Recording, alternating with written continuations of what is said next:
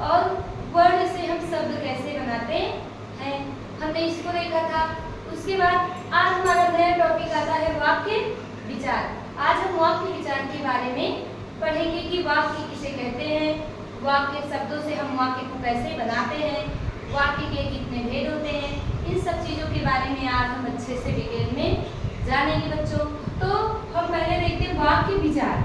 वाक्य किसे कहते हैं, तो दो या दो से अधिक शब्दों के सार्थक समूह को वाक्य कहते हैं। अब बच्चों हम देखते हैं कि हम शब्द से वाक्य कैसे बनाते हैं। तो देखते हैं राम, राम हमारा शब्द हो गया, विद्यालय भी हमारा शब्द है, जाता भी हमारा शब्द है और है भी हमारा शब्द है। तो अब बच्चों हम ये देखते हैं कि वाक्य कैसे बनता है। राम विद्यालय, विद्यालय जाता है, ये हमारा हो गया वाक्य और ये हमारा हो गया शब्द। ये शब्द हो गया और ये वाक्य हो गया। अब बच्चों हम ये देखते हैं कि वाक्य के कितने भेद होते हैं। तो हमें पता होगा कि वाक्य के दो भेद होते हैं, उद्देश्य और विधेय। तो वाक्य के भेद, नंबर 1 उद्देश्य, उद्देश्य हो गया हमारा, नंबर 2 हो गया हमारा विधेय। तो बच्चों अब हम जानेंगे उद्देश्य और विधेय के बारे में कि उद्देश्य क्या है, उद्देश्य की परिभाषा और उदाहरण देखेंगे। फिर विधेय क्या है, विधेय की परिभाषा और उदाहरण को देखेंगे। तो उद्देश्य के बारे में पहले हम देखते हैं कि जिस वाक्य में किसी व्यक्ति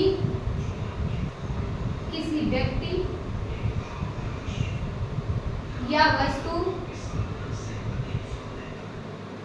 या जिस वाक्य में किसी व्यक्ति या वस्तु के बारे में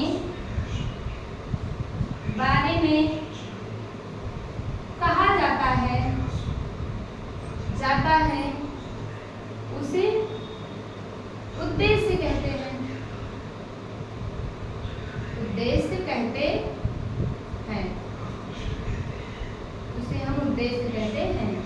जिस वाक्य में किसी व्यक्ति या वस्तु के बारे में कहा जाता है उसे हम कहते हैं उद्देश्य। अब बच्चों हमें ये देखना है कि उद्देश्य क्या है। तो जैसे नेहा किताब पढ़ती है, नेहा किताब पढ़ती है। तो इसमें व्यक्ति या वस्तु ना, व्यक्ति हमारा हो गया नेहा, तो नेहा क्या हो गया हमारा उद्देश्य, नेहा हमारा हो गया उद्देश्य, उद्देश्य क्योंकि नेहा जो है क्या कर रही है, पढ़ने का काम कर रही है, जिसके बारे में यानी नेहा के बारे में इसमें बताया गया है कि नेहा काम कर रही है, इसलिए नेहा हमारा हो गया उद्देश्य। तो बच्चों इसके बाद हम देखेंगे विधेय के बारे में। उद्देश्य आशा करते हैं कि उद्देश्य आप लोगों को अच्छे से समझ में आ गया होगा। उसके बाद हम विधेय देखते हैं कि विधेय किसे कहते हैं और विधेय के बारे में जानते हैं। विधेय दूसरा हमारा हो गया विधेय। विधेय में देखो बच्चों, विधेय यानी उद्देश्य के विषय में जो कुछ कहा जाता है उसे हम विधेय कहते हैं। उद्देश्य के विषय में जो कुछ कहा जाता है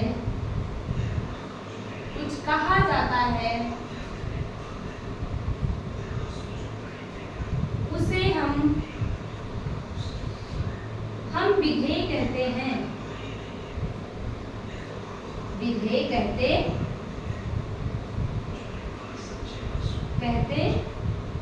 हैं। तो बच्चों हम देखते हैं विधेय, उद्देश्य के विषय में जो कुछ कहा जाता है उसे विधेय को देखते हैं कि विधेय क्या है, विधेय कैसे पहचानेंगे कि इसमें उद्देश्य है या विधेय। तो देखते हैं कि नेहा, अभी मैंने ऊपर उदाहरण उद्देश्य में देखा था, तो किताब पढ़ती है। अब बच्चों हमें इसमें उद्देश्य और विधेय पहचानना है। तो हमने बताया था कि नेहा हो गया उद्देश्य, नेहा हमारा हो गया उद्देश्य, और किताब पढ़ती है, किताब पढ़ती है हमारा हो गया विधेय, यानी ये काम वो कर रही है, इसलिए हमारा विधेय हो गया। अब बच्चों हम ये देखेंगे कि विधेय हमारे दो प्रकार के होते हैं। पहला विधेय होता है साधारण विधेय और दूसरा होता है जटिल विधेय। अब हम साधारण विधेय और जटिल विधेय के बारे में देखेंगे कि साधारण विधेय क्या है और जटिल विधेय क्या है।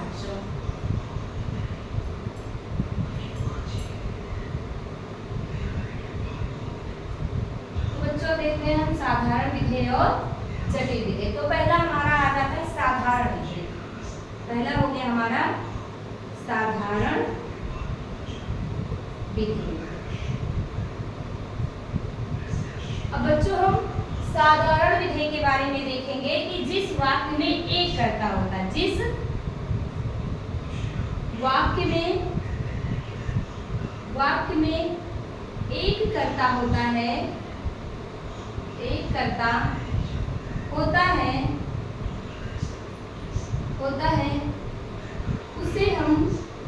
उसे साधारण विधेय कहते हैं।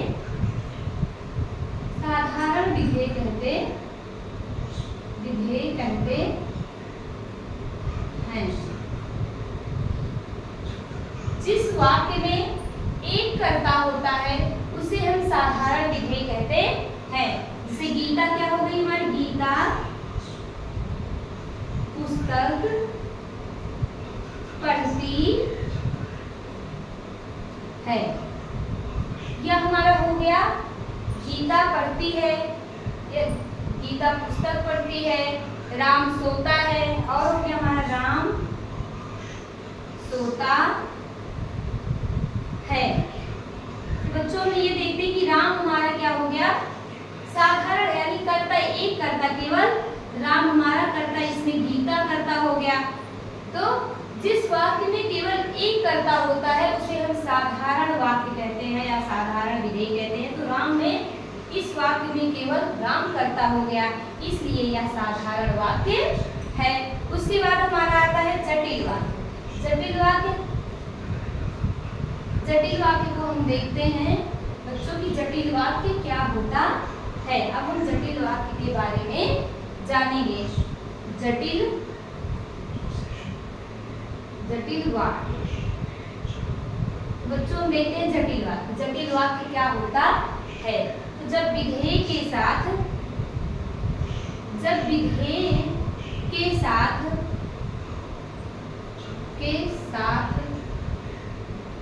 पूरक, यानी जब पूरक यानी एक दूसरे का पूरक शब्द जुड़ते हैं, विधेय के साथ पूरक शब्द जुड़ते हैं,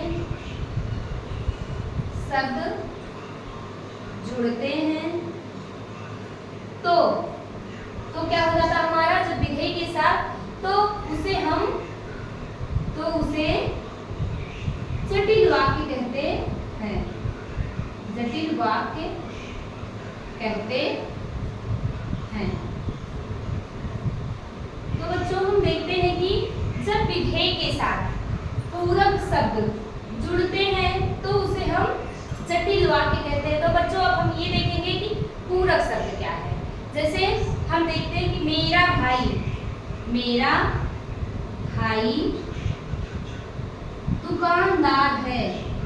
दुकानदार है।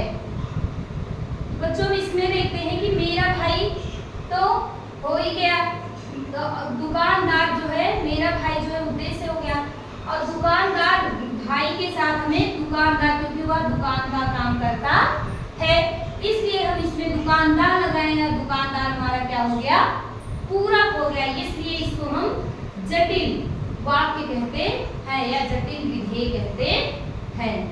तो बच्चों इसके आगे हम देखेंगे कि जटिल विधेय हमारा ये हो गया। उसके आगे हम देखते हैं कि वाक्य के अन्य भेद। जैसे हमारे वाक्य में 2 भेद बताए हमने, उद्देश्य और विधेय। इसी प्रकार वाक्य के कई और बहुत सारे भेद होते हैं, जो मुख्यतः 3 भेद हम अभी आप लोगों को बता रहे हैं। उसके बाद उस भेद के बारे में भी हम अच्छे से बताएंगे, जैसे वाक्य के भेद।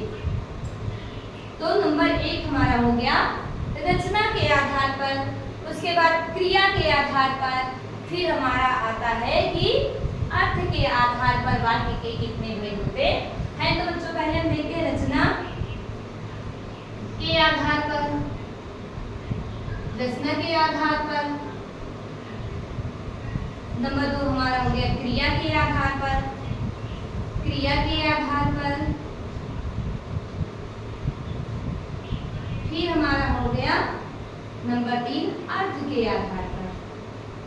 अर्थ के आधार पर।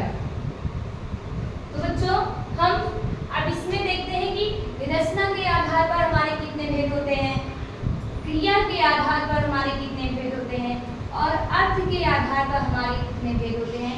इसको हम अब अलग अलग देखेंगे, अलग अलग इसके बारे में विस्तृत अध्ययन करेंगे कि पहले हम देखते हैं रचना के आधार पर वाक्य के कितने भेद होते हैं। तो बच्चों हमारा आता है कि पहले रचना के आधार पर वाक्य के भेद। तो रचना के आधार पर मुख्यतः वाक्य के 3 भेद होते हैं। नंबर 1 सरल वाक्य, नंबर 2 मिश्रित वाक्य और नंबर 3 संयुक्त वाक्य। तो बच्चों पहले हम देखते हैं पहला सरल वाक्य। सरल वाक्य, पहले हम सरल वाक्य के बारे में जानेंगे कि सरल वाक्य क्या होता है। तो जिस वाक्य में केवल एक ही कर्ता होता है, जिस वाक्य में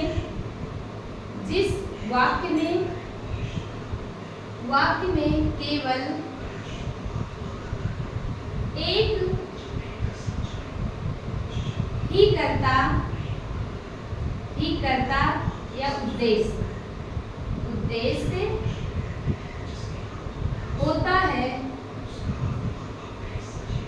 उसे सरल वाक्य कहते हैं। सरल वाक्य कहते हैं, उसे हम सरल वाक्य कहते हैं। तो देखो जिस वाक्य में केवल एक कर्ता यानी एक उद्देश्य होता है, उसे हम सरल वाक्य कहते हैं। अब इसमें हम उदाहरण देखते हैं, जैसे मोहन पढ़ता है। मोहन पढ़ता है। तो देखो इसमें मोहन क्या हो गया, हमारा उद्देश्य हो गया, क्योंकि पढ़ने का काम कौन कर रहा है, मोहन। इसलिए मोहन क्या हो गया, हमारा कर्ता यानी कि उद्देश्य। और एक देखते हैं गीता खाती है। तो गीता क्या है, हमारी कर्ता है, क्योंकि खाने का काम कौन कर रहा है, कर्ता कर रहा है, यानी गीता कर रही है ना, इसलिए गीता हमारा हो गया कर्ता। तो बच्चों आप लोग जो है सरल वाक्य को आसानी से समझ गए होंगे। इसके बाद हमारा आता है मिश्रित वाक्य। मिश्रित वाक्य किसे कहते हैं, जैसे मिश्रित वाक्य के बारे में हम जानेंगे। मिश्रित मतलब जैसे हमें नाम से ही पता चल रहा है, जिसमें एक प्रधान वाक्य जुड़ा होगा और अन्य मिश्रित वाक्य जुड़े होंगे, उसे हम मिश्रित वाक्य कहेंगे। तो बच्चों हम डिटेल से मिश्रित वाक्य के बारे में जानते हैं कि मिश्रित वाक्य क्या है। देखो बच्चों नंबर 2 हमारा हो गया मिश्रित वाक्य। तो मिश्रित वाक्य वह वाक्य होता है जिस वाक्य में एक या एक से अधिक, जिस वाक्य में एक या एक से अधिक प्रधान प्रधान वाक्य और अन्य आश्रित उपवाक्य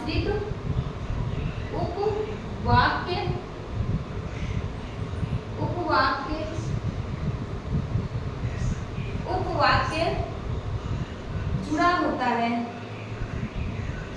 होता है उसे मिश्रित वाक्य कहते हैं। तो बच्चों हम देखते हैं मिश्रित वाक्य क्या है। तो जिस वाक्य में एक या एक से अधिक प्रधान उपवाक्य और अन्य आश्रित उपवाक्य जुड़ा होता है उसे हम मिश्रित वाक्य कहते हैं। जैसे हम देखते हैं कि मेरा विश्वास है, मेरा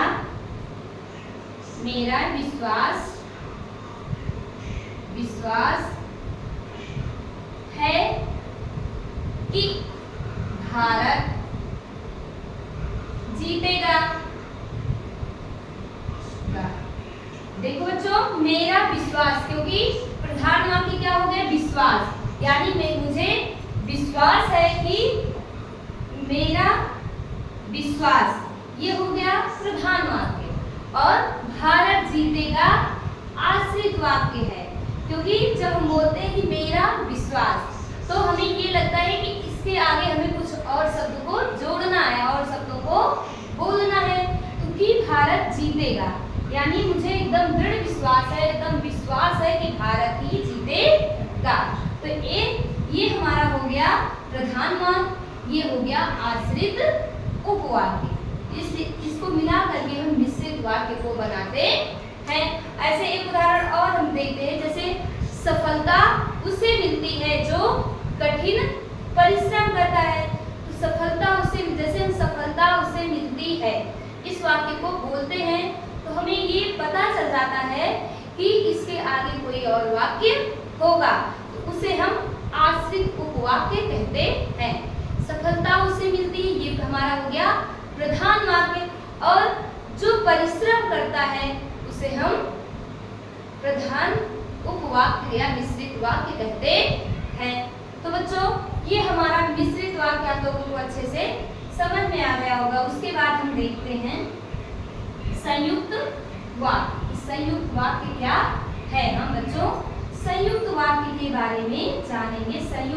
वैसे संयुक्त मतलब नाम से ही पता चल रहा है कि जिस वाक्य में दो या दो से अधिक उपवाक्य मिले, संयुक्त वाक्य। तो बच्चों, नाम से संयुक्त मतलब होता है जुड़ना। जिस वाक्य में दो या दो से अधिक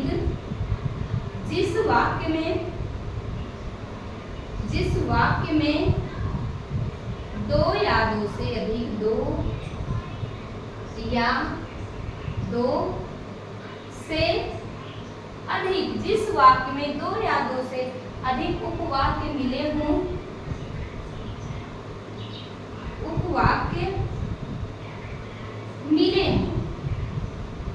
जिस वाक्य में दो या दो से अधिक उपवाक्य मिले हों, जिसमें सभी उपवाक्य प्रधान मिले हों, तथा जिसमें सभी उपवाक्य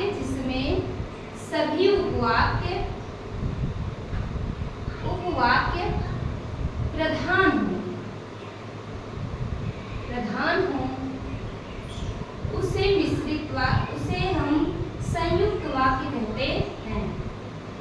उसे संयुक्त वाक्य कहते हैं। तो बच्चों, हम देखते हैं संयुक्त वाक्य। जिस वाक्य में दो या दो से अधिक उपवाक्य मिले हों तथा जिसमें सभी उपवाक्य प्रधान हो, उसे हम क्या कहेंगे? संयुक्त वाक्य। उसे हम संयुक्त वाक्य कहते हैं।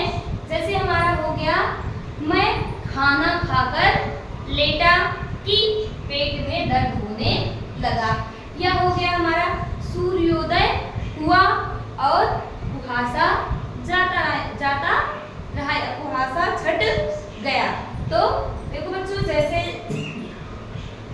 जैसे मैं खाना खाकर लेटा कि पेट में दर्द होने लगा।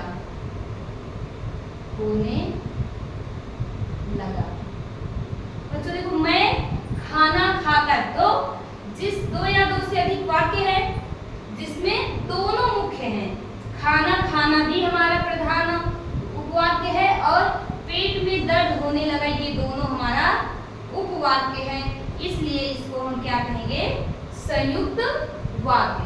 तो बच्चों आज हमने इतना देखा। अब हम आगे की क्लासों में देखेंगे कि क्रिया के आधार पर वाक्य के कितने भेद होते हैं और दूसरा देखेंगे अर्थ के आधार पर वाक्य के कितने भेद होते हैं। इसको हम पूरा डिटेल से जानेंगे कि वाक्य के क्रिया के आधार पर वाक्य के भेद और अर्थ के आधार पर वाक्य के भेदों को हम अच्छे से नेक्स्ट क्लास में जानेंगे। तब तक के लिए धन्यवाद।